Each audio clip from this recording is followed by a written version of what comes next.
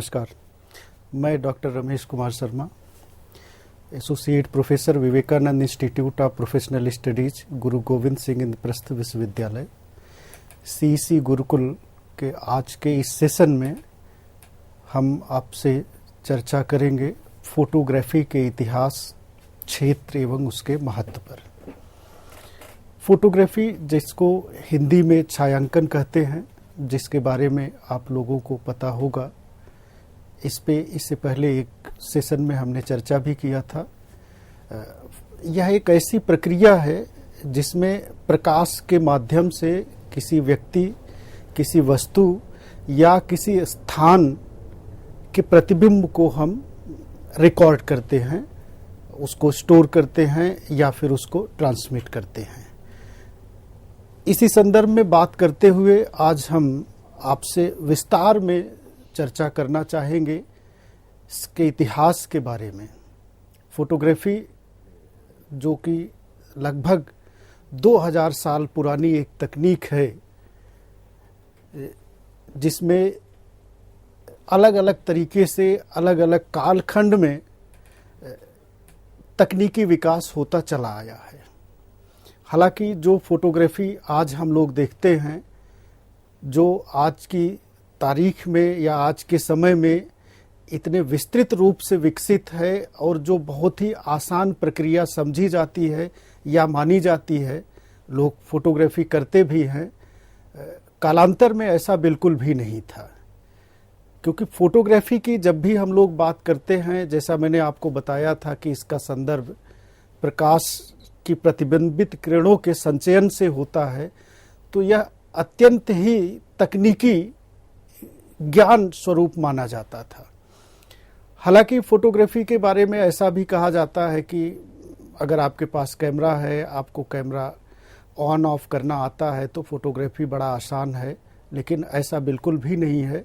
इसके विषय में आज मैं आपसे चर्चा करूंगा, लेकिन उससे पहले मैं आपको थोड़ा सा विस्तार में बताना चाहता हूं कि इसका इतिहास क्या है, इसकी शुरुआत कैसे हुई, या आज का जो कैमरा हम लोग देखते हैं, वो चाहे हमारे मोबाइल फ़ोन में हो या फिर हमारे पास अलग तरीके का एक कैमरा हो, जिसको हम लोग DSLR या SLR या अलग अलग तरीके के जो फॉर्मेट्स हैं जिनको हम लोग देखते हैं, उसका विकास कैसे हुआ, इस पे भी हम थोड़ा सा बात करेंगे। इसके साथ ही हम लोग जिक्र करेंगे इतिहास के बारे में। फोटोग्राफी का इतिहास पे हम लोग आज चर्चा कर लेंगे। उसके साथ हम बात कर लेंगे फोटोग्राफी जो कि फोटोग्राफर के द्वारा की जाती है, उस पे उसका क्या कार्य होता है, उसके क्या गुण होते हैं, उस पे भी हम लोगों को आज चर्चा करना है। इसके महत्वपूर्ण कारक क्या हैं, इम्पॉर्टेंट फैक्टर्स जिसको हम कहते हैं, वो फैक्टर्स क्या हैं, उन पे भी हम बात करेंगे। और साथ में हम बात करेंगे फोटोग्राफी के क्षेत्र क्या क्या हैं, क्योंकि आज अगर बात की जाए तो फोटोग्राफी एक व्यवसाय के रूप में भी देखा जाता है। आज ही नहीं, लगभग 100 साल से इसको व्यवसाय के रूप में विकसित किया गया है। इसमें रोजगार के तमाम साधन होते हैं, तो इसके संदर्भ में भी हम बात करेंगे। और साथ में हम यह भी जानेंगे कि अगर व्यवसाय के रूप में इसको लेना है, रोजगार के रूप में इसको समझना है, तो इसके लिए क्या क्या जरूरी साधन होते हैं जिनकी आवश्यकता पड़ती है। और अंत में, इस सेशन के अंत में हम लोग ये समझने का प्रयास करेंगे कि फोटोग्राफी जिसका जिक्र हम लोग कर रहे हैं, इसका हमारे दैनिक जीवन में और साथ ही पत्रकारिता में इसका क्या महत्व है।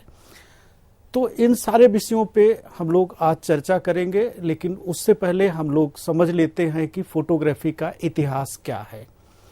फोटोग्राफी, जैसा मैंने आपको बताया, इस चित्र के माध्यम से भी आप लोग समझ सकते हैं, ये एक तरीके से फोटोग्राफी के विकास की अगर बात करें या फोटोग्राफी के इतिहास की हम लोग बात करें, तो ये एक टाइम लाइन है जिसमें हम लोग ये समझ सकते हैं कि पिछले 2000 साल में या उससे भी ज़्यादा समय में किस तरीके से फोटोग्राफी जो एक तकनीकी है, जिसको छायांकन तकनीक कहते हैं, इसका विकास कैसे हुआ।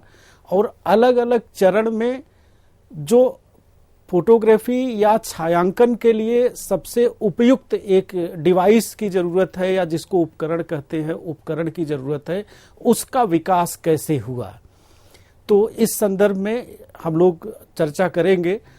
अभी इस चित्र के माध्यम से आप इतना समझ सकते हैं कि पिछले 2000 साल में किस तरीके से फोटोग्राफी या छायांकन तकनीकी का विकास हुआ और इसके तकनीकी विकास में जो इससे संबंधित उपकरण है उस उपकरण में किस तरीके से बदलाव आया और उसमें क्या क्या फीचर्स या एक तरीके से आप ये समझ सकते हैं कि क्या क्या चीजें उसमें जुड़ती चली गई, जिसके माध्यम से आज की तारीख में हम लोग इतने प्रभावशाली तरीके से छायांकन या फोटोग्राफी करते हैं। तो फोटोग्राफी के इतिहास को अगर हम लोगों को समझना हो तो हम इसको ऐसे समझ सकते हैं कि ये जो 2000 साल या उससे भी ज़्यादा का जो समय है, इस समय को अलग अलग चरण में विभाजित करके हम लोग बड़े आसानी से समझ सकते हैं। हालांकि 2000 साल जो 18th सेंचुरी या 18वीं शताब्दी से लेकर के 21वीं शताब्दी के बीच का जो समय है, इसमें वैज्ञानिक रूप से बहुत सारे आविष्कार हुए हैं या वैज्ञानिक तकनीक का एक प्रभाव रहा है, जिससे कैमरा या दूसरे जो उपकरण रहे हैं वो विकसित हुए हैं।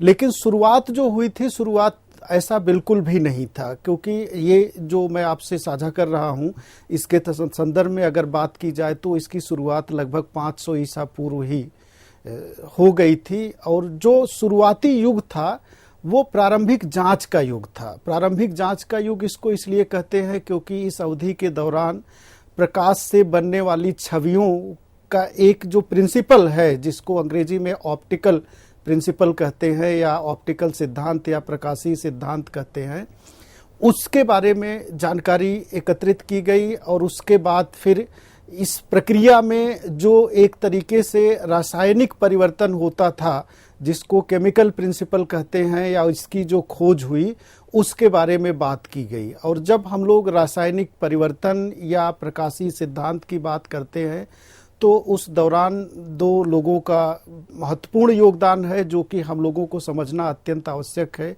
एक तो चीनी दार्शनिक मोटी और यूनानी दार्शनिक अरस्तु थे।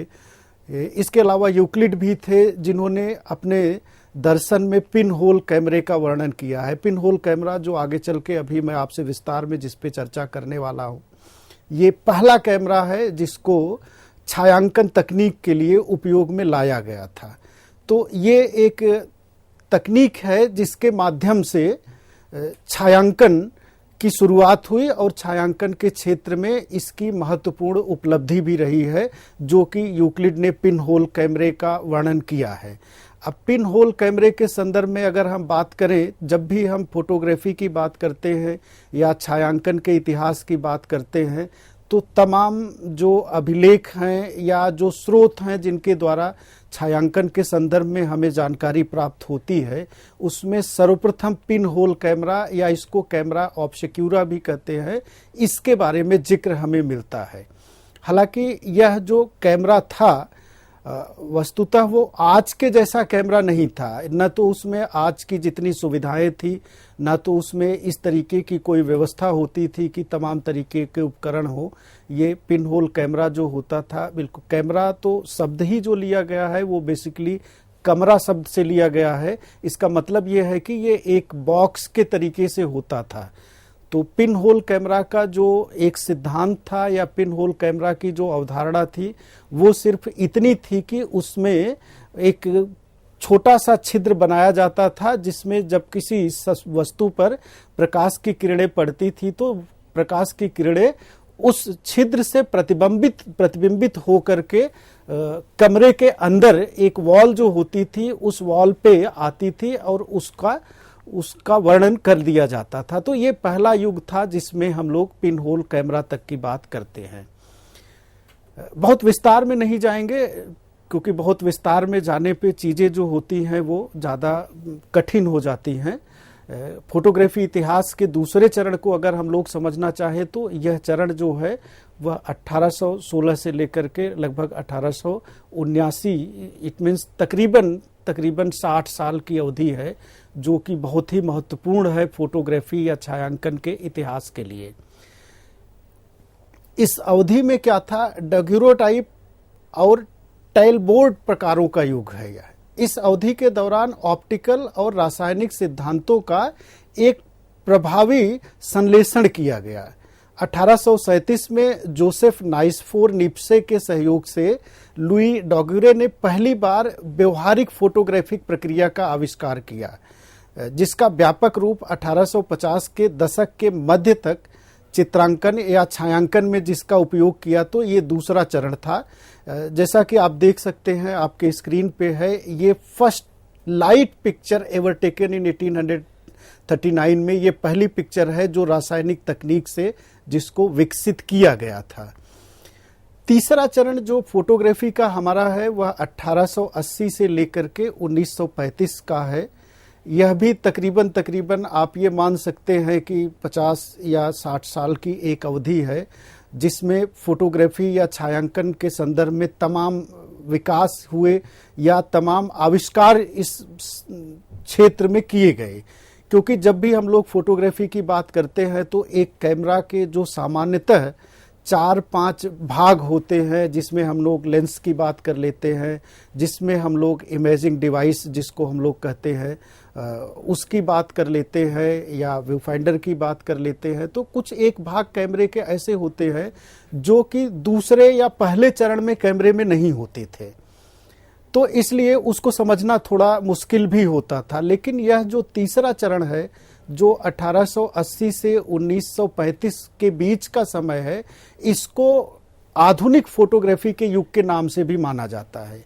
आधुनिक फोटोग्राफी का युग इसको इसलिए माना जाता है क्योंकि इस अवधि के दौरान लेंस के बारे में बात की गई। लेंस के संदर्भ में आप लोगों को पता ही है, लेंस कैमरे का एक महत्वपूर्ण भाग होता है या एक ऐसा डिवाइस होता है जिसके बिना फोटोग्राफी हो तो सकती है, लेकिन जो आप उसमें एक तरीके से फोटोग्राफी से संबंधित बाकी चीजें होती हैं, किसी भी वस्तु को नजदीक करके देखना या नजदीक की वस्तु को दूर करके देखना या उसको पूरी तरीके से फोकस कर लेना, ये चीजें बिना लेंस के संभव नहीं है। तो तीसरा चरण जो है, इस चरण में लेंस का आविष्कार किया गया। लेंस का आविष्कार करने के साथ साथ फिल्म रोल का आविष्कार हुआ। फिल्म रोल का जिक्र मैं इसलिए कर रहा हूं क्योंकि जो पहले चरण या दूसरे चरण में छायांकन या फोटोग्राफी होता था, उस चरण में वो बहुत बड़े बड़े पेपर होते थे या कार्डबोर्ड होता था, उसके ऊपर रासायनिक लेप लगा करके फोटोग्राफ जो है वो विकसित किया जाता था। फिल्म रोल के आविष्कार से एक फायदा ये हो गया कि जो कैमरे का फॉर्मेट या जो कैमरे की साइज या आकार जो बहुत बड़े बड़े होते थे वो कॉम्पैक्ट हो गया, तो उसको लेकर के चलना या एक जगह से दूसरे जगह ले जाकर के फोटोग्राफी करना वो बड़ा आसान हो गया। तो तीसरा युग जो है, इस युग में फिल्म रील या रोल जिसको कहते हैं उसका विकास हुआ। इसके साथ साथ प्रिंटिंग पेपर का भी विकास हुआ। प्रिंटिंग पेपर जैसे आजकल क्या होता है, पेपर की तमाम तरीके की वैरायटी होती है, उसमें फोटोग्राफी पेपर जो होता है उसकी एक अलग वैरायटी होती है, उस पर प्रिंटिंग अलग तरीके से होता है। तो प्रिंटिंग पेपर का भी आविष्कार हुआ। साथ में फोटोग्राफी की इमल्सन की भी बात की गई। इमल्सन आप लोग समझ सकते हैं, जैसे फिल्म रील होता है तो फिल्म रील एक प्लास्टिक की टेप होती है, उसके ऊपर कुछ केमिकल इमल्सन होता है, उसका लेप कर दिया जाता है जो प्रकाश से एक तरीके से आप समझ सकते हैं सेंसिटिव होता है। तो इमल्सन की बात की गई और कृत्रिम प्रकाश की व्यवस्था भी की गई। उससे पहले क्या होता था, प्रथम और द्वितीय चरण जो हमारा था या प्रथम द्वितीय चरण में फोटोग्राफी जो होती थी वह सिर्फ और सिर्फ सूर्य के रोशनी में की जाती थी। इट मीन्स जिसको नेचुरल लाइट हम लोग कहते हैं, सूर्य की रोशनी में ही फोटोग्राफी संभव था। लेकिन आज आप देख सकते हैं, आप किसी स्टूडियो के अंदर होते हैं तो वहां भी आप चाहें तो सूर्य की रोशनी जितना तापमान आप उत्पन्न कर सकते हैं या अलग अलग तरीके का प्रभाव या एक तरीके से आप ये समझ सकते हैं कि इफेक्ट भी क्रिएट कर सकते हैं। तो तीसरा चरण जो है, जिसको हम लोग फोटोग्राफी के इतिहास में आधुनिक युग के नाम से जानते हैं, उसमें फोटोग्राफी से संबंधित तमाम आविष्कार किए गए जो कि व्यापक रूप से अधिक प्रभावी ढंग से फोटोग्राफी को उपयोग करने में लाया गया।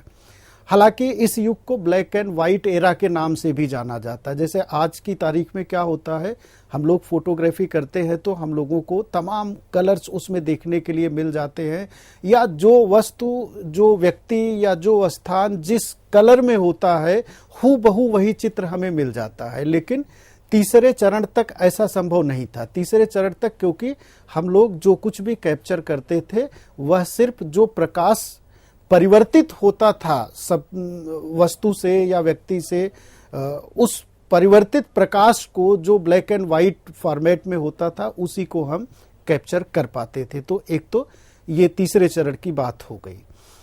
इसके बाद फिर हम लोग चतुर्थ चरण की बात करते हैं। चतुर्थ चरण में जाने से पहले ये आप देख सकते हैं कि 1885 में जॉर्ज ईस्टमैन ने यह पता लगाया कि जो फिल्म रोल है उस पे चित्रों को कैसे उकेरा जा सकता है, और उन्होंने अपना कोडैक कैमरा भी पेश किया। तो जो कोडैक आज तक के इतिहास में अगर हम लोग किसी भी कैमरा फॉर्मेट की बात करें या किसी भी मॉडल की बात करें तो आज भी सबसे ज्यादा जो प्रचलित मॉडल था कैमरे का वो कोडैक का ही हुआ करता था, क्योंकि कोडैक का कॉम्पैक्ट मॉडल आया था और उसके बाद फिर धीरे धीरे सोनी, निकॉन, कैनन और तमाम तरीके की कंपनीज जो हैं उन्होंने कैमरा बनाना शुरू किया। और निश्चित रूप से तकनीकी विकास में या आविष्कार में बाकी जो कंपनीज हैं, वो चाहे आप सोनी की बात करें, आप निकॉन की बात करें, आप कैनन की बात करें, वो बहुत आगे भी निकल चुकी है।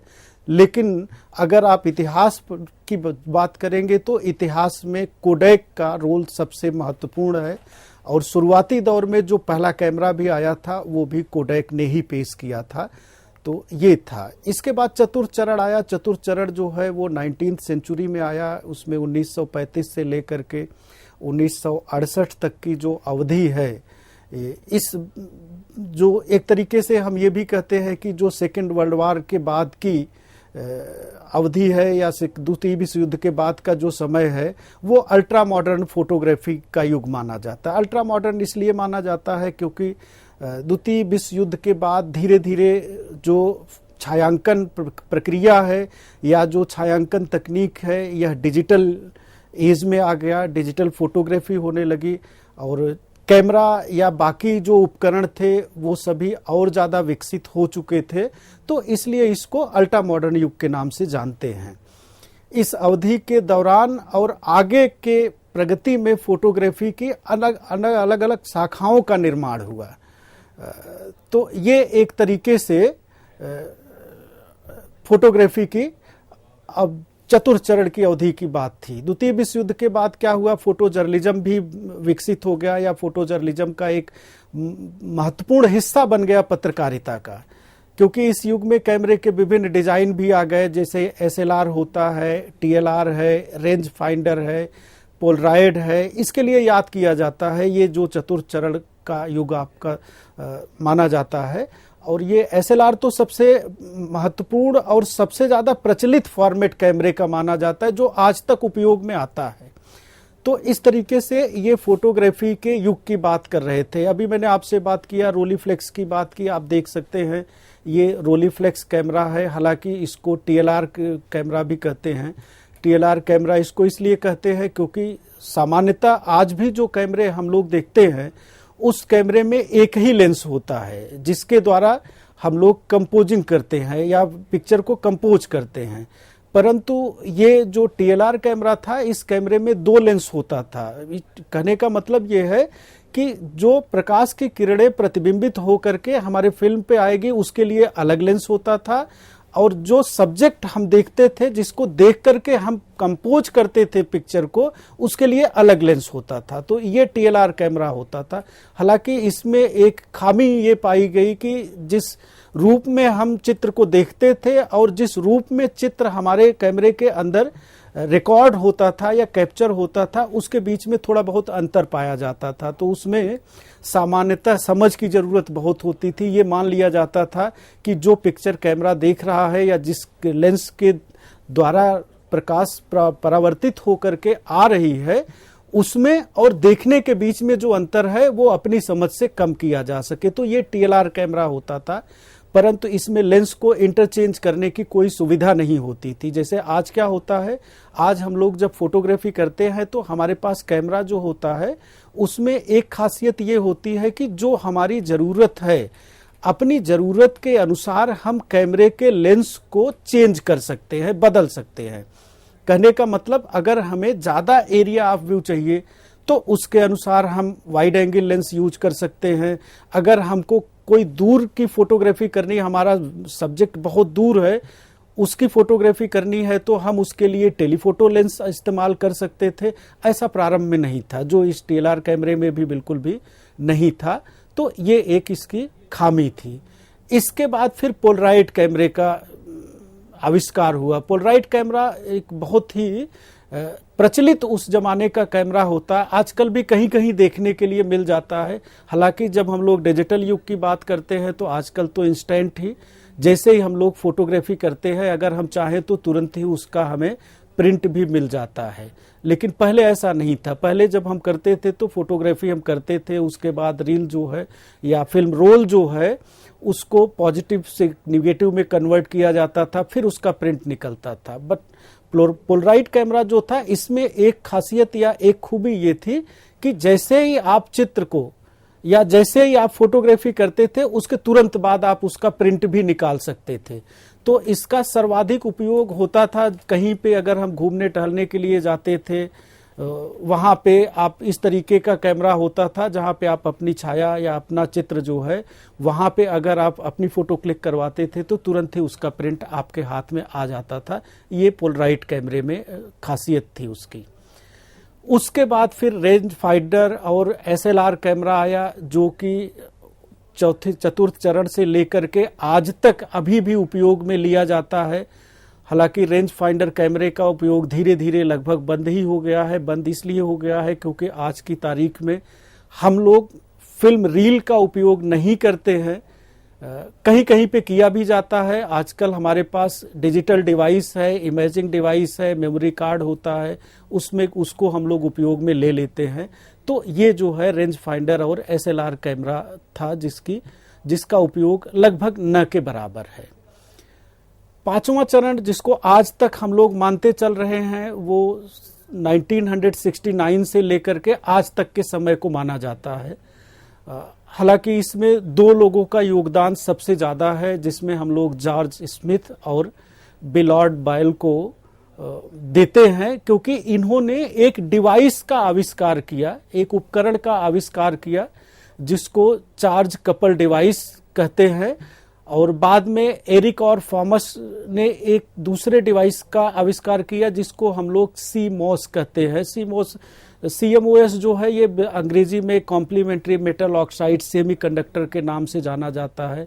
सुनने में थोड़ा सा मुश्किल लगता है क्योंकि ये फिजिक्स का एक वर्ड है, लेकिन इसमें आप सिर्फ इतना समझ सकते हैं कि आज की तारीख में जितने भी कैमरे हैं, वो चाहे आपके मोबाइल फ़ोन में हो या आपके पास जो आपका अपना DSLR हो या कोई वीडियो कैमरा हो, सभी कैमरे में जो इमेजिंग डिवाइस होता है, इमेज सेंसर जिसको कहते हैं, वो CCD या CMOS के फॉर्म में होता है। यही दो डिवाइस हैं जो इस्तेमाल किया जाता है। इसको फोटो सेंसिटिव डिवाइस भी कहते हैं। इसका अगर हम लोग बात करें कि इसका क्या योगदान होता है फोटोग्राफी या छायांकन में, तो बस आप इतना समझ लीजिए कि किसी भी कैमरे के लिए CCD या CMOS का उपयोग बिल्कुल उसी तरीके से होता है जैसे हमारे सीने में हमारा दिल या हृदय होता है। अगर दिल काम करना बंद कर दे, हृदय काम करना बंद कर दे, तो पूरा शरीर आपका मृत हो जाता है, किसी काम का नहीं रहता है। उसी तरीके से कैमरे में CCD या CMOS का रोल होता है। CCD या CMOS ये जो एक इमेज सेंसर है, इसका उपयोग प्रकाशीय जो किरणें हैं जिसको ऑप्टिकल एनर्जी हम लोग कहते हैं, या उसको हम लोग एक तरीके से डिजिटल सिग्नल में कन्वर्ट करने का काम करते हैं। तो कहने का मतलब यह है कि ये जो प्रकाश की किरणें परावर्तित होकर के लेंस के द्वारा आपके फिल्म चैम्बर में आती हैं, CCD या CMOS जो होता है वह उसको इमेज के फॉर्म में या सिग्नल के फॉर्म में कन्वर्ट कर देता है, जिसको हम लोग स्टोर भी कर सकते हैं, जिसको एक दूसरे को हम लोग भेजना चाहें तो भेज भी सकते हैं। तो कहने का मतलब प्रकाश का सिग्नल के फॉर्म में जो कन्वर्जन का काम होता है वो सीसीडी या सीमोस या इमेजिंग डिवाइस या इमेज सेंसर करता है। तो ये एक तरीके से फोटोग्राफी के इतिहास की बात हो गई। वर्तमान जो हमारे पास कैमरा है उसमें तमाम तरीके की सुविधाएं मौजूद हैं। जैसे हम लोग जो कुछ भी छवि उकेरते हैं या जिसकी रिकॉर्डिंग करते हैं उसको हम लोग पूर्वावलोकन कर सकते हैं, मतलब फोटो क्लिक करने से पहले उसको देख सकते हैं और क्लिक करने के बाद अगर हमें ज़रूरत पड़े तो थोड़ा बहुत उसमें एडिटिंग कर सकते हैं, जो मामूली संपादन जिसको कहते हैं। उसमें हम लोग अलग से फ्लैश भी इस्तेमाल कर सकते हैं कैमरे के साथ, अगर हमें लगे कि प्रकाश कम है। उसमें इंफॉर्मेशन पैनल भी होता है जो फोटोग्राफी के लिए बड़ा ज़रूरी होता है, जिसको आप देख सकते हैं। उसमें iOS जिसको हम लोग कहते हैं ISO, उसकी भी एक श्रृंखला होती है, वो भी बड़ा महत्वपूर्ण होता है फोटोग्राफी के लिए। वाइट बैलेंस भी आप उसमें कर सकते हैं, जो अगर आप चाहते हैं कि कलर की क्वालिटी आपको अच्छी रखनी है तो आप वाइट बैलेंस भी कर सकते हैं, जो आज का कैमरा है। आप लेंस, जैसा मैंने पहले ही बताया कि इसमें आप अपने अकॉर्डिंग लेंस को चेंज कर सकते हैं।